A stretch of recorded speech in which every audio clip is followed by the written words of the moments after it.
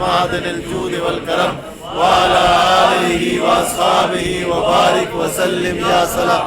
اللهم صل على سيدنا ومولانا محمد معدن الجود والكرم وعلى آله وأصحابه وبارك وسلم يا سلام.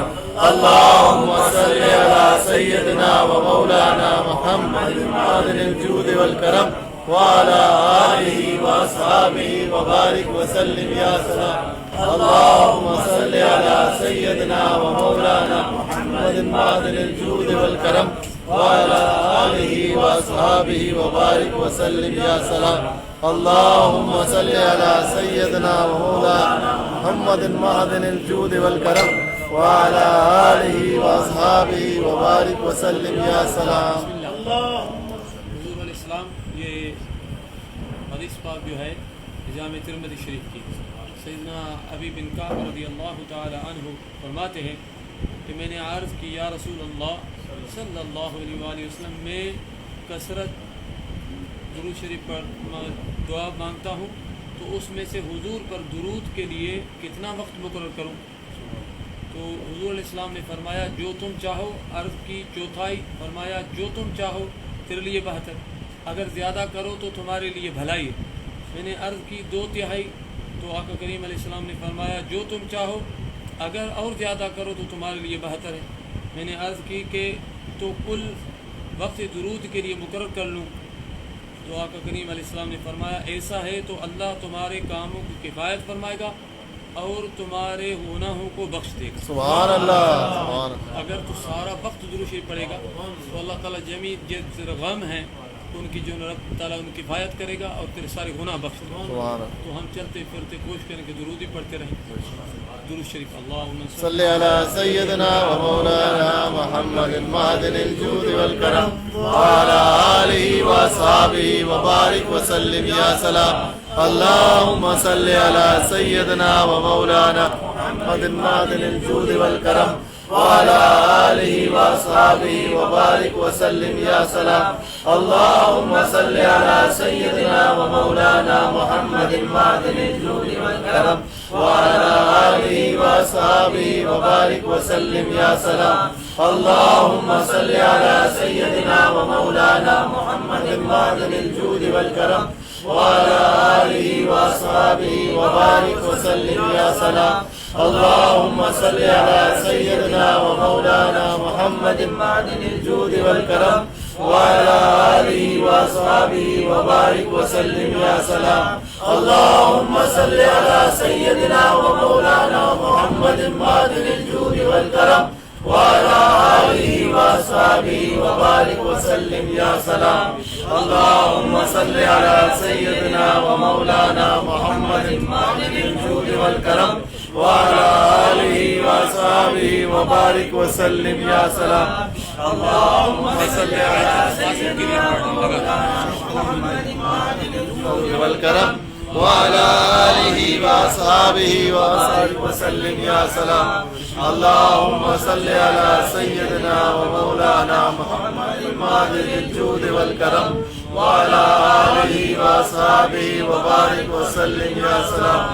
اللہم صل علی سیدنا و مولانا محمد معدن الجود والکرم وعلى آلہ وأصحابہ وبارک وسلم یا سلام. اللہم صل علی سیدنا و مولانا محمد معدن الجود والکرم وعلى آلہ وأصحابہ وبارک وسلم یا سلام. اللہم صل علی سیدنا و مولانا محمد معدن الجود والکرم وعلى آلہ وأصحابہ وبارک وسلم یا سلام. اللہم صل علی سیدنا و مولانا محمد معدن الجود والکرم وعلى آلہ وأصحابہ وبارک وسلم یا سلام. اللہم صل علی سیدنا و مولانا محمد معدن الجود والکرم وعلى آلہ وأصحابہ وبارک وسلم یا سلام. اللہم صل علی سیدنا و مولانا محمد معدن الجود والکرم وعلى آلہ وأصحابہ وبارک وسلم یا سلام. اللہ اللهم صل على سيدنا ومولانا محمد معدن الجود والكرم وعلى آله وصحبه وبارك وسلم يا سلام. مدینہ پاک میں ایک بزرگ تھے شیخ احمد بخاری رحمۃ اللہ علیہ، اور بہت بزرگ شخص تھے اور مدینہ منورہ میں معروف تھے، اور اللہ کا فضل ہے کہ آپ بھی میرے ساتھ کئی مرتبہ شریک ہوئے اس محفل میں. عجیب پاکستان بھی آئے تھے، تو وہ اکثر بتاتے تھے کہ حضور علیہ السلام سے مسلم شریف کے حدیث کے پیر کا اور جمعے کے دن کا روزہ رکھتے تھے آقا کریم علیہ السلام. آج بھی مدینہ منورہ میں حرم میں پیر اور جمعے کے آپ دیکھیں کتنا روزہ ہوتا ہے، جمعے کی رات اور پیر. تو سرکار کریم علیہ السلام نے پوچھا گیا تو آقا کریم علیہ السلام نے فرمایا میں اس لیے روزہ رکھتا ہوں کہ یہ میری ولادت کا اور وحی کے نزول کا دن. تو سائیں دلیل دیتے تھے کہ آپ دیکھیں کہ جتنی بھی عبادت ہیں ان کی جزا جنت ہے. جتنی عبادت، نماز، روزہ، حج، زکوٰۃ، جو بھی عبادت ہے ان کی جزا جنت ہے. مگر روزہ واحد ایسی عبادت ہے الصوم لی وانا اجزی بہ. اللہ تبارک و تعالی رب کریم حق سبحانہ و تعالی فرماتے ہیں کہ روزہ میرے لیے اور اس کی جزا میں دوں گا. بلکہ بزرگ فرماتے ہیں اس کی جزا میں ہوں. رب کا دیدار، یہ حدیث بھی ہے نا کہ روزے دار کے لیے دو فرحتیں ہیں، ایک جو ہے نا جس وقت روزہ کھولتا ہے افطار کرتا ہے، دوسرا میرے دیدار. ٹھیک ہے نا. اس حدیث سے مراد یہ کہ اللہ تعالیٰ فرماتا ہے باقی عبادت کی جو کوئی اجر ہے وہ جنت ہے، روزے کا اجر میں رب خود میرا دیدار ہے. وہ سائیں فرماتے تھے، دلیل مدینہ کے بہت بڑے عالم تھے، تو وہ فرماتے تھے کہ آپ دیکھیں کہ حضور علیہ السلام عمرہ کرتے ولادت کے دن، قرآن شریف پڑھتے، نفل پڑھتے اور کوئی عبادت کرتے، مگر حضور علیہ السلام نے روزہ رکھا جو سب سے افضل عبادت ہے. تو صحیح فرماتے تھے میلاد وہ کرے جس میں افضل عبادت کرے. مثلا وہ میلاد میں آپ ایسا کریں درس قرآن رکھیں. نعت تو ہماری خوراک ہے، ضروری ہو، مگر اس کے ساتھ درس قرآن ہو. لوگوں کتنوں کو قرآن کا پتہ کہ ایک آیت بھی اگر ہم نے سمجھی تو کتنا بڑا اجر. قرآن لوگوں کو سمجھائیں، حدیث ان کو سمجھائیں، یا ان پہ جو ہے عبادت کوئی رکھیں جس سے سب سے افضل عبادت حضور علیہ السلام پہ درود ہو.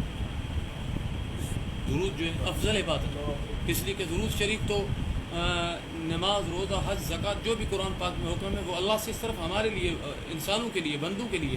اگر اللہ سے کہاں یہ نہیں فرمایا کہ حج میں بھی کرتا ہوں، نماز میں بھی پڑھتا ہوں، قرآن سے تو پاک ہے، نماز سے سر عبادت سے پاک. اگر اب ان اللہ و ملائکتہ یصلون، بے شک میں اللہ اور میرے فرشتے نبی صلی اللہ علیہ وسلم پہ درود شریف بھیجتے ہیں. تو سے فرماتا درود میں رب بھی آپ کے ساتھ اور میرے فرشتے بھی ساتھ. تو اس وقت ضروری ہے کہ ہمارے جتنے ساتھی ہیں، دوست ہیں، انشاءاللہ 12 ربیع الاول ہمارے مرشد کریم حضرت خلیفہ محمود رحمۃ اللہ علیہ کی جو ہے وہ وصال شریف کا رات. سائیں دعا کرتے تھے کہ یا اللہ میلاد کرتے تھے. لوگ کہتے ہیں کہ میلاد اعلیٰ حضرت نے شروع کیا. لوگ ہمیں اکثر ایسے کہتے ہیں جن کو میلاد سے بغض ہے، مگر ایسا نہیں ہے. اسے روزے دھنی رضی اللہ عنہ ہر سال میلاد کرتے تھے. وہ تو سائیں سے کئی سال رہی، 300 سال پہلے.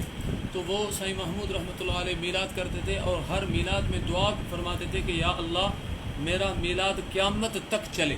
سبحان اللہ. ابھی سائیں کی 12 ربیع الاول کی دن وصال ہوا اور سائیں کا وصال ہوا تو سائیں کا عرس تو ہوگا. عرس تو اللہ کے ولیوں کا عرس ہوتا ہے، میلاد ہوتا ہے سائیں کا. وہ اس کے لیے حضور کے میلاد کے ہوتے ہیں. اور سائیں کے بہت جو تبرکات ہیں، مدینہ منورہ میں سائیں رہے، وہاں حضور علیہ السلام کے حرم میں جو جھاڑو دیتے تھے اس وقت کے غلاف شریف اندر کے ہیں. کعبہ شریف کے اس وقت کے غلاف ہے 400 سال کے پہلے. اندر کعبہ کریم میں سائیں جھاڑو دیتے تھے، وہ جھاڑو موجود ہے. اور سائیں روزے دھنی رضی اللہ عنہ جو دستار بنائی تھی اور ادھر قدم رکھے تھے وہ ادھر موجود ہیں. انشاءاللہ 12 کی رات کم سے کم ہم نے یہ نیت کی ہے کہ فقیر سارے مل کے 1 ارب سرکار کریم علیہ السلام کے دربار میں درود ہدیہ کریں. آمین انشاءاللہ. تو ابھی چھوٹا سا درود ہے، اگر ہم 11 منٹ 12 منٹ 1 گھنٹہ چلتے پھرتے پڑھیں اور اجر اتنا ہے. امام نبہانی لکھتے ہیں افضل الصلاۃ علی سید السادات میں کہ حضور علیہ السلام نے فرمایا جس نے صلی اللہ علیہ محمد، کتنا چھوٹا درود ہے، یہ پڑھا اللہ تعالیٰ اس پہ 70 اپنے رحمت کے دروازے کھولتے ہیں. چلتے پھرتے ہم مثلا یہاں سے آپ ادھر سے نبی اپنے گھر جائے گا تو 1000 ہو جائے گا، 2000 ہو جائے گا. صلی اللہ علیہ محمد، صلی اللہ علیہ محمد، یہ درود ہے. مگر مخدوم محمد ہاشم ٹھٹوی رحمۃ اللہ علیہ نے لکھا، یہی اپنے کتاب ذریعۃ الوصول میں وہ لکھتے ہیں کہ اس لیے کہ امام نبانی صرف حدیث لکھی ہے، جتنا حدیث میں صلی اللہ علیہ وسلم اتنا لکھا ہے، مگر مخدوم صاحب نے بھی حدیث کے روح سے پھر لکھا ہے کہ حضور علیہ السلام کی حدیث پاک ہے کہ نبی صلی اللہ علیہ وسلم نے فرمایا مجھ پہ دمب کٹا درود نہ پڑھو حضور علیہ السلام. تو صحابہ کرام رضوان اللہ تعالیٰ نے پوچھا کہ یا رسول اللہ ایسے اردو میں ایسے بولیں گے دم کٹا؟ تو حضور علیہ السلام نے فرمایا کہ صحابہ کرام رضوان اللہ تعالیٰ نے پوچھا کہ محبوب وہ کیا مراد ہے، کس طرح درود پڑھے؟ تو حضور علیہ السلام نے فرمایا جب بھی درود پڑھو تو میری آل کو میرے ساتھ شریک کرو، سبحان اللہ. میرے اہل بیت کو آل کو میرے ساتھ شریک کرو. تو درود شریف میں اس کو ضروری ہے کہ مخدوم صاحب فرماتا ہے یہ حدیث اس حدیث سے ہم ملاتے تو اس طرح پڑھو صلی اللہ علیہ محمد و آلہ وسلم، صلی اللہ علیہ محمد و آلہ وسلم. اور میں نے دیکھا امام نبہانی لکھتے ہیں رحمۃ اللہ علیہ کہ جو شخص یہ درود پڑھتا ہے اپنے تو اپنے مگر پرائے دشمن بھی اس کو دیکھے نا، دشمن دیکھے، جاگ رہے ہو؟ بڑی بات کر رہا ہوں. دشمن بھی اس کو دیکھے نا، اس سے محبت کرے. امام نبانی لکھتا ہے. تو صلی اللہ علیہ محمد آلہ وسلم، اگر صلی اللہ علیہ محمد پڑھا پھر بھی دوسرے آخر میں سب پورا ہو جائے گا، آلہ وسلم ملا دیں. تو یہ درود امام